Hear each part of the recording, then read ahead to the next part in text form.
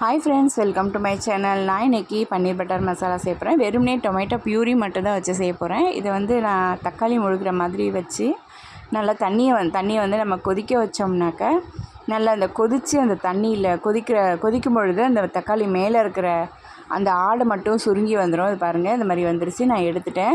இந்த ஆடையை மட்டும் எடுத்துட்டு நான் ஜூஸு மட்டும் கொஞ்சம் தனியாக பிழிஞ்சிட்டு இந்த தக்காளியை மட்டும் அந்த மேலே ஆடை இது இருக்குல்ல சக்கையை மட்டும் போட்டு நம்ம மிக்சியில் ஒரு 7-8 மிளகா, ஒரு 50 கிராம் முந்திரி எல்லாம் போட்டு நல்லா நைஸாக பேஸ்ட் மாதிரி நல்லா அரைச்சிக்கலாம். இந்த முந்திரி வந்து உடச்சி போட்டுக்கோங்க, சீக்கிரம் மசிஞ்சிடும் உங்களுக்கு.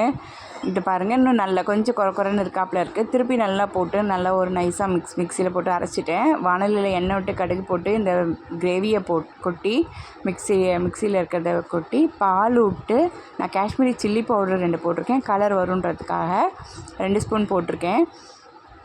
பாருங்கள், நல்லா கொதிச்சிருச்சு, திக்காகிடுச்சு. இப்போ கொத்தமல்லி போட்டு இறக்கிடலாம். திரும்பி இன்னும் கொஞ்சம் கொத்தமல்லி நான் வச்சுருக்கேன், அதை வந்து கடைசியாக போடுவேன். 200 கிராம் பன்னீர் எடுத்து நம்ம வானலியில் தோசைக்கல்லில் நல்லா ஃப்ரை பண்ணி எடுத்துக்கலாம். உங்களுக்கு இதை ஃப்ரை பண்ணிவிட்டு பாருங்கள், நல்லா ஃப்ரை ஆகிடுச்சு. இப்போ இதுதான் நமக்கு நல்ல டேஸ்ட்டாக இருக்கும். உங்களுக்கு ஃப்ரை பண்ணினீங்கன்னா நெய்யில் இதை எடுத்து அப்படியே அந்த கிரேவியில் நம்ம ஆட் பண்ணிக்கலாம். அப்படியே எடுத்து தோசைக்கல்லில் இருக்கிறத எடுத்து அப்படியே கூட எடுத்து கொட்டிக்கோங்க. 2 ஸ்பூன் நல்லா நெய்யை விட்டுக்கோங்க. அப்படி இல்லைன்னா பட்டர் எடுத்து வச்சுக்கோங்க. அதில் மேலே வச்சுட்டு சர்வ் பண்ணுங்கள். ரொம்பவே நல்லாயிருக்கும். நான் சப்பாத்தி போட்டிருக்கேன்.